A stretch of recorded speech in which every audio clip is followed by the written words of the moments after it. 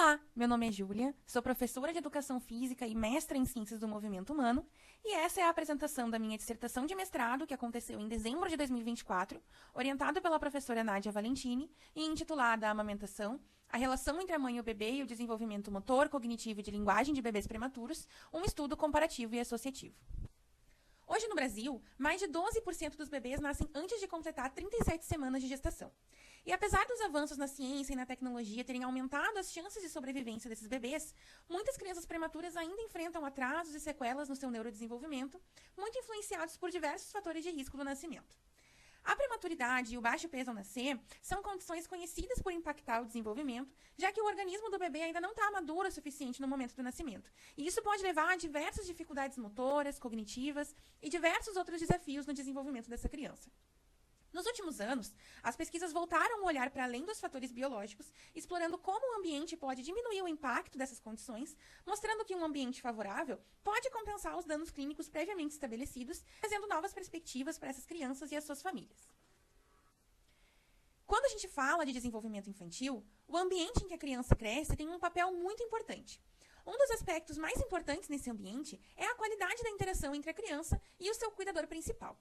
Quanto mais sensível e responsivo o cuidador, mais a criança se sente segura para explorar o mundo ao seu redor, beneficiando o desenvolvimento motor, social e cognitivo. Dentro desses momentos de interação, a amamentação se destaca. Além de todos os benefícios nutricionais, o momento da amamentação fortalece o vínculo entre a mãe e o bebê, o que contribui para melhores resultados no desenvolvimento. A Organização Mundial da Saúde reforça que o aleitamento materno é o padrão de referência para a alimentação infantil e recomenda aqui o aleitamento materno exclusivo por pelo menos 6 meses, seguido pela amamentação associada a outros alimentos por 1 ano ou mais, conforme o desejo tanto da mãe quanto do bebê. Mas a amamentação de prematuros é um grande desafio. As mães e os bebês enfrentam diversas dificuldades que vão desde o atraso na amamentação direta até o estresse do ambiente da UTI, o que pode impactar tanto na produção de leite quanto na relação entre a mãe e o bebê. Até agora, ainda são poucos os estudos que analisam como fatores de risco e proteção, como a amamentação, influenciam o neurodesenvolvimento de crianças prematuras ao longo do tempo. A gente sabe que a amamentação tem um papel importante na criação do vínculo entre a mãe e o bebê, mas entender como isso impacta o desenvolvimento dessas crianças, considerando o ambiente que elas vivem, é fundamental. Então, a minha dissertação ela buscou se debruçar nessa área e investigar de forma longitudinal como a amamentação e a interação mãe-bebê podem atuar como fator de proteção no desenvolvimento de bebês prematuros. Então, o objetivo do meu trabalho foi comparar o desempenho cognitivo, motor, de linguagem e social, as habilidades parentais e as díades de interação mãe-bebê de crianças prematuras expostas a diferentes formas de alimentação e analisar as associações entre a amamentação, a interação mãe-bebê e os scores do neurodesenvolvimento de crianças prematuras durante os primeiros 2 anos de vida. Os objetivos específicos foi identificar e descrever o desenvolvimento motor, cognitivo e de linguagem e as habilidades sociais de crianças expostas a diferentes formas de alimentação, identificar e descrever as habilidades parentais das mães e as díades de interação mãe-bebê ao longo dos primeiros 2 anos de vida e comparar as características do ambiente, bem como as práticas maternas rotineiras de crianças prematuras expostas a diferentes formas de alimentação. O meu trabalho foi dividido em 2 artigos. O primeiro, uma revisão narrativa, e o segundo, um estudo comparativo e associativo. O primeiro artigo se chama O aleitamento materno exclusivo e a alimentação com fórmulas, considerações para o neurodesenvolvimento de bebês prematuros, e é uma revisão narrativa que foi publicada na revista FT em novembro de 2023. O objetivo foi realizar uma revisão narrativa de literatura e descrever as relações entre o aleitamento materno exclusivo e a alimentação na prematuridade depois da alta da UTI, com enfoque no aleitamento materno como um fator de proteção para o neurodesenvolvimento dessa população. Para construir esse artigo, os dados foram adquiridos através de uma busca online entre 2021 e 2023 no Google Acadêmico, no PubMed e no Cielo. Os termos de busca foram aleitamento materno exclusivo, prematuridade, fórmula infantil, fatores de risco e alimentação. As publicações ficaram entre 2000 e 2023 e se obteram 47 artigos e 3 guias informativos sobre alimentação infantil e aleitamento materno para construir essa revisão narrativa. Esses são os principais achados da nossa revisão narrativa e estão incluídos na discussão e considerações do nosso artigo. Primeiro, a importância da nutrição nos primeiros meses de vida. O crescimento dos bebês prematuros, nesses primeiros meses, é muito intenso, porque eles enfrentam diversos desafios devido à imaturidade no armazenamento e utilização de nutrientes. O aleitamento materno exclusivo se mostrou como a melhor estratégia nutricional para esse grupo e a alimentação adequada é fundamental para prevenir a desnutrição e garantir o desenvolvimento adequado. Também é importante a gente falar sobre aleitamento materno e neurodesenvolvimento. Os estudos indicaram que a amamentação exclusiva está associada a melhores desfechos no desenvolvimento motor, cognitivo e de linguagem, além de fortalecer o vínculo entre a mãe e o bebê. Também deve-se falar sobre uma abordagem individualizada para prematuros, né? Prematuros requerem estratégias específicas para atender às suas necessidades. Os estudos trouxeram que uma abordagem multidisciplinar é fundamental para maximizar os benefícios nutricionais do aleitamento materno e promover o desenvolvimento integral dessas crianças. Também a gente traz os benefícios a longo prazo do aleitamento materno. Amamentar tem impactos que vão além da infância. As pesquisas na revisão mostraram associações positivas com maior escolaridade e renda na vida adulta. Além disso, as práticas de amamentação prolongada favoreceram as habilidades sociais, emocionais e cognitivas da infância e na adolescência, reforçando a relevância do aleitamento materno como um investimento no futuro dessas crianças. Mas é importante falar sobre os desafios na amamentação dos prematuros. Os bebês prematuros enfrentam diversas dificuldades fisiológicas que limitam o aleitamento materno direto, e os estudos mostraram que as taxas de amamentação exclusiva nesse grupo ainda são muito baixas, destacando a necessidade de intervenção de suporte às mães, tanto no hospital quanto no período pós-alta da UTI. E, por fim, falar sobre alimentação por fórmulas. Quando o aleitamento materno exclusivo não é possível, se torna então necessário o uso das fórmulas para complementar essa alimentação. Contudo, apesar dos avanços, elas ainda apresentam limitações em comparação ao aleitamento materno.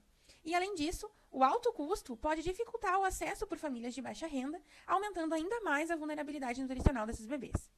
Então, para minimizar os impactos da alimentação por fórmulas, estratégias simples podem ser adotadas, como, por exemplo, uma maior interação visual e verbal durante a alimentação por fórmula, estímulos táteis durante a refeição, como pequenos carinhos, beijos, afetos, e também variar a postura do bebê como se fosse na amamentação. Assim como durante a amamentação, tanto a mãe quanto o bebê experimentam diversas posturas diferentes para se alimentar, isso pode ser imitado também na alimentação por fórmulas. Agora, o segundo artigo da minha dissertação. O título desse segundo artigo é Tipo de alimentação na alta da UTI, interação mãe-bebê e desenvolvimento motor, cognitivo e de linguagem em bebês prematuros, um estudo comparativo e associativo. O objetivo desse segundo artigo foi comparar o desempenho cognitivo, motor, de linguagem e social, as habilidades parentais e as díades de interação mãe-bebê de crianças prematuras expostas a diferentes formas de alimentação, e analisar as associações entre a amamentação, a interação mãe-bebê e os scores de neurodesenvolvimento de crianças prematuras durante os primeiros 2 anos de vida. Para a construção desse artigo, foram avaliados 116 crianças prematuras e as suas mães, de uma corte do Ambulatório de Segmento de Neonatologia do Hospital de Clínicas de Porto Alegre. Todas as crianças tinham menos de 32 semanas de idade gestacional e nasceram entre 2015 e 2024. Essas crianças foram avaliadas ao longo dos primeiros 2 anos de vida, aos 4, 8, 12, 18 e 24 meses de idade corrigida. Dentro dessas 116 crianças prematuras, 26 crianças foram alimentadas exclusivamente com leite materno, 44 foram alimentadas exclusivamente por fórmula e 46 foram alimentadas de forma mista, o que quer dizer que elas, além de receber o leite materno, tiveram que complementar a sua alimentação com fórmula por diversas razões diferentes. Para a construção desse artigo, primeiro se obteve acesso aos prontuários dessas crianças, para mais informações e alguns dados biológicos. Depois foi aplicada a escala Bayley de desenvolvimento infantil, que é uma escala onde se avalia o desempenho motor, cognitivo e de linguagem dessas crianças. Depois foi aplicado o questionário Daily Activities of Infant Scale, o DAIS, que é um questionário que avalia as diferentes tarefas dentro da rotina daquela criança. Depois foi aplicado o questionário Knowledge of Infant Development Inventory, o KID, que é um questionário que avalia os conhecimentos dos pais sobre desenvolvimento infantil. Foi aplicado o questionário Affordances in the Home Environment for Motor Development, que é um questionário que avalia as oportunidades de desenvolvimento dentro do ambiente domiciliar que essa criança vive. Foi aplicada a escala observacional Interaction Rating Scale, que é uma escala onde se avalia as díades de interação entre a mãe e a criança. E, por fim, foi aplicado o questionário Maternal Breastfeeding Evaluation Scale, o MBFES, que é um questionário que avalia a satisfação materna ao amamentar. Em relação às análises estatísticas, para as análises longitudinais foi utilizada a MANOVA de medidas repetidas e para a investigação das associações foram utilizadas a correlação de Pearson e a regressão linear backward. As variáveis qualitativas foram descritas por frequência absoluta e relativa e as quantitativas por média e desvio padrão. A parametria dos dados foi avaliada pelo teste Kolmogorov-Smirnov e o nível de significância estatístico adotado foi de 5%. E as análises foram realizadas no programa SPSS na versão 20.0. Agora, a seção de resultados desse segundo artigo. A tabela 1 apresenta a comparação dos desfechos clínicos entre os grupos, como idade gestacional, peso ao nascer, comprimento ao nascer, etc. Não foram encontradas diferenças significativas entre os grupos em nenhum dos desfechos, mostrando que os grupos são semelhantes e comparáveis entre si. A tabela 2 apresenta a comparação dos desfechos ambientais entre os grupos, como o tempo de amamentação, idade da mãe e do pai no momento do parto, a renda familiar e etc. Também não foram encontradas diferenças significativas entre os grupos em nenhum dos desfechos, mostrando que nos fatores ambientais, os grupos também são semelhantes e comparáveis entre si. A tabela 3 apresenta os resultados dos questionários ambientais aplicados, o MBFES, o DEIS, o KID e o AREND. De forma geral, não foram encontradas diferenças estatisticamente significativas entre os grupos em nenhum dos questionários, exceto na subescala de acesso a brinquedos de motricidade fina do AREND, em que o grupo de alimentação mista obteve a maior média.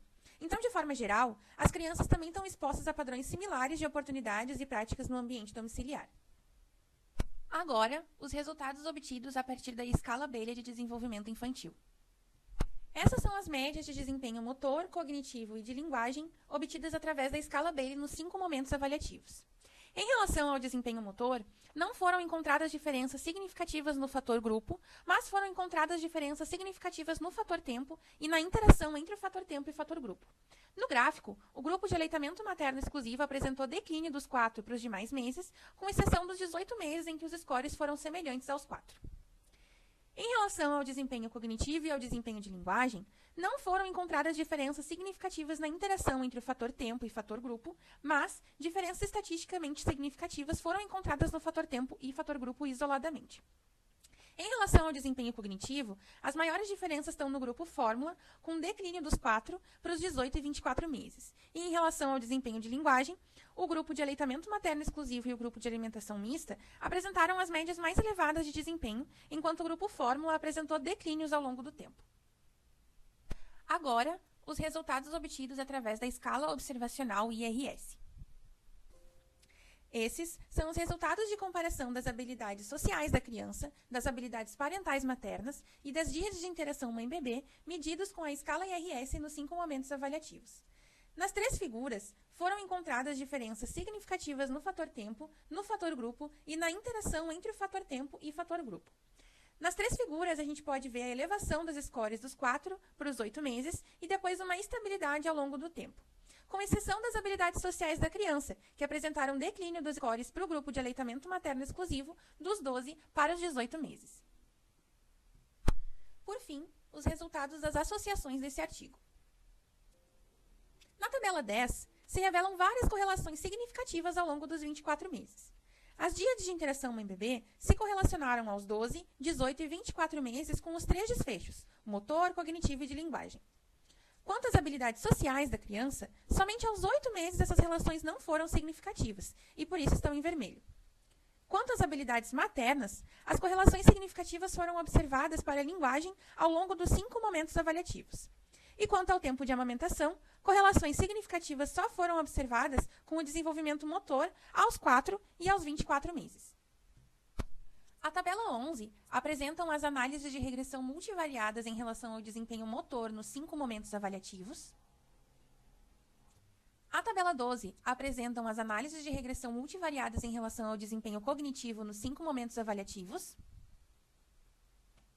E a tabela 13 apresentam as análises de regressão multivariadas em relação ao desempenho de linguagem também nos 5 momentos avaliativos.